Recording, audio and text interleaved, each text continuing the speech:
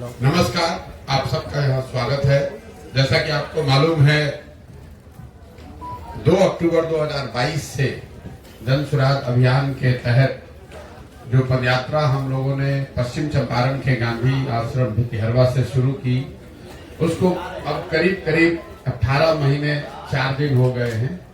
और इन 18 महीनों में पश्चिम चंपारण से चल के पूर्वी चंपारण, शिवहर होते हुए गोपालगंज, सिवान, छपरा, वैशाली, समस्तीपुर, मुजफ्फरपुर, सीतामढ़ी, मधुबनी, दरभंगा, बेगूसराय, खगड़िया होते हुए हम लोग आपके जिले सहरसा में अभी कुछ 10 दिन पहले आए।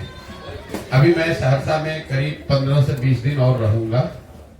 पदयात्रा का जो स्वरूप है आप देखते हैं, हम लोग का प्रयास होता है कि गांव-गांव जाएं और मैं और मेरे साथ जो पदयात्री हैं, तो प्रयास ये होगा कि कम से कम 90% गांवों में जरूर हम लोग व्यक्तिगत तौर पर वहां पहुंचकर लोगों से मिले, उनकी समस्याओं के बारे में जाने, उसका अध्ययन करें, उनको जन सुराज के बारे में बताएं। पदयात्रा के जो 3 मुख्य उद्देश्य हैं, वो पहला उद्देश्य ये है कि बिहार, मेरी अपनी जो 15-20 वर्ष की राजनीतिक सामाजिक समझ है, पहले संयुक्त राष्ट्र संघ में, फिर 10 वर्ष राजनीति के क्षेत्र में, मेरा जो अध्ययन है बिहार को लेकर या समझ है, उसके अनुसार बिहार की जो बदहाली, बर्बादी, गरीबी का कारण है, वो उसकी मूल वजह ये है कि यहाँ पर एक तरह से पिछले 30-40 वर्षों से राजनीतिक बंधुआ मजदूरी बन गई है। जैसे देश में पहले गुलामी होती थी,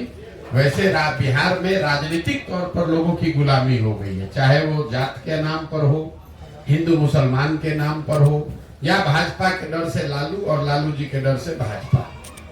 तो ये जो समस्या है, हम लोग बात करते हैं कि बिहार में सड़क नहीं है, पढ़ाई नहीं है, रोजगार नहीं है, गरीबी है, पलायन नहीं, ये सारी बातें लोगों को पहले से पता है।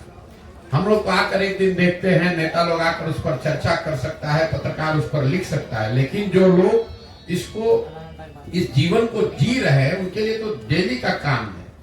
इसके बावजूद वो लोग फिर जाकर वोट उन विषयों को छोड़कर दूसरे विषय पर क्यों देते हैं?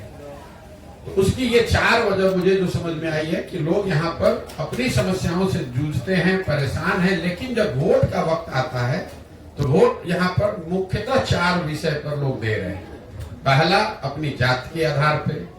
दूसरा, जो जाति से बचा वो धर्म के आधार पर। ये मानना कि सिर्फ बिहार में हर व्यक्ति जाति पर वोट दे रहा है, ये भी बिल्कुल सिरे से इसको मैं खारिज करता हूँ।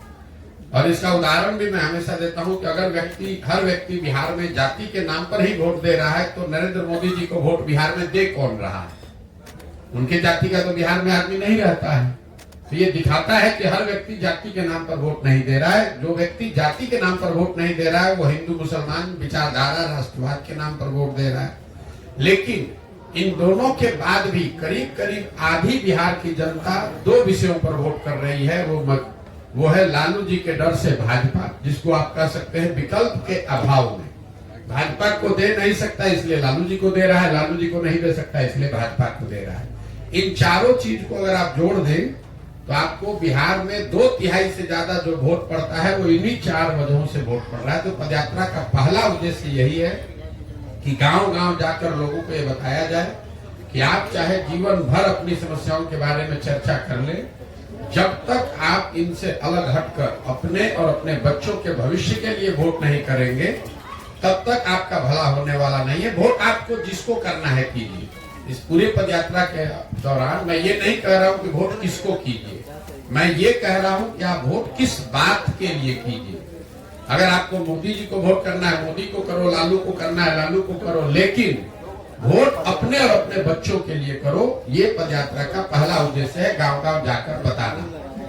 दूसरा उद्देश्य ये है कि लोग जो मजबूरी में वोट कर रहे हैं, विकल्प के अभाव में, जिनको समझ है कि हमको जाति के आधार पर नहीं, धर्म के आधार पर नहीं वोट करना है, लेकिन उसके पास विकल्प नहीं है, तो वो विकल्प के अभाव में वोट न करना पड़े, इसके लिए लोगों को हम ये बता रहे हैं कि आप साथ में आइए और आप मिलकर एक नया दल बनाइए।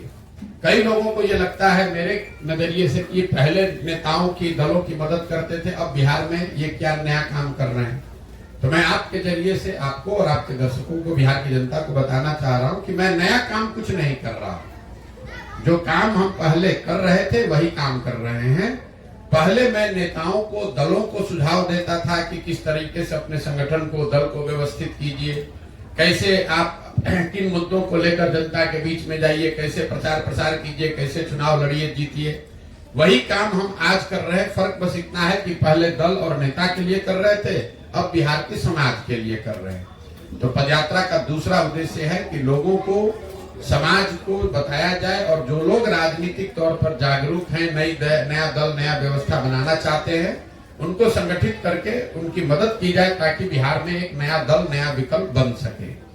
और तीसरा पदयात्रा का जो उद्देश्य है कि अगर लोग सही तरीके से वोट कर भी दें, सही लोग चुनकर आ भी जाएं, तो भी बिहार तब तक नहीं सुधरेगा जब तक बिहार को सुधारने का एक नजरिया, एक प्लान, सोचा समझा विजन ना हो।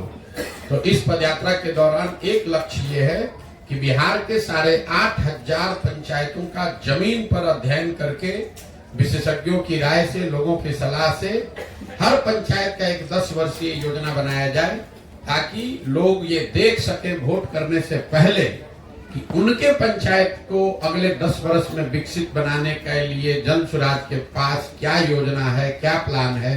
उस योजना को बनाकर पहले जारी करेंगे, लोग उसको देख पाएंगे, पढ़ पाएंगे, उनको ठीक लगेगा तो जुड़िए, ना ठीक लगे तो कोई बात नहीं है। तो पदयात्रा में जो इतना लंबा समय लग रहा है वो इसीलिए लग रहा है कि ये सिर्फ किलोमीटर चलने का मुद्दा नहीं है।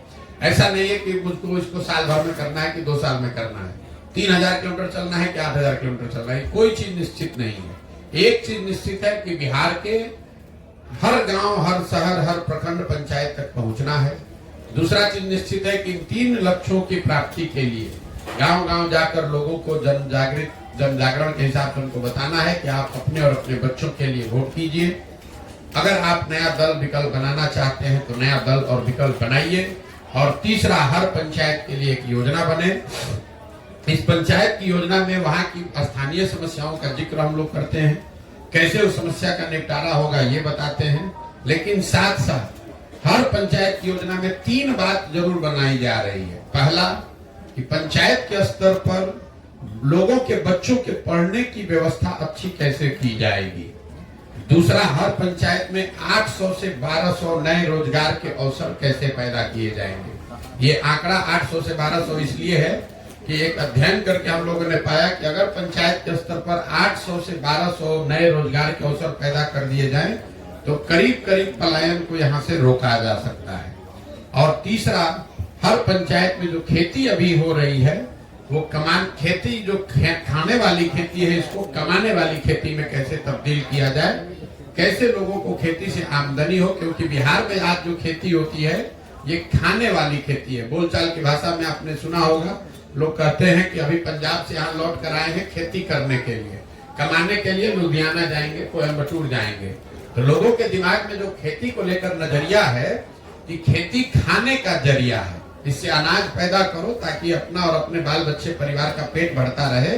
कमाने के लिए लोग मजदूरी करने जाते हैं। तो ये योजना बनाने का प्रयास कि बिहार में जो खेती करने वाले लोग हैं उनके लिए खेती कमाने का जरिया कैसे हो, ये एक लक्ष्य है। इन 3 लक्ष्यों को लेकर अभी 18 महीने से चल रहे हैं, 1-1.5 साल और लग सकता है, लेकिन पूरी तरीके से दृढ़ संकल्पित हैं। इस काम को पूरे बिहार में करेंगे। करने के बाद लोगों को एक साथ संगठित करके नया दल बनाया जाएगा और उसके बाद आगे की यात्रा, आगे की जर्नी शुरू होगी। अब आपके जो सवाल हैं यात्रा के दौरान के मेरे अनुभव या दूसरे कोई भी आप सवाल करना चाहते हैं तो आप सवाल कर सकते हैं। बहुत बहुत धन्यवाद।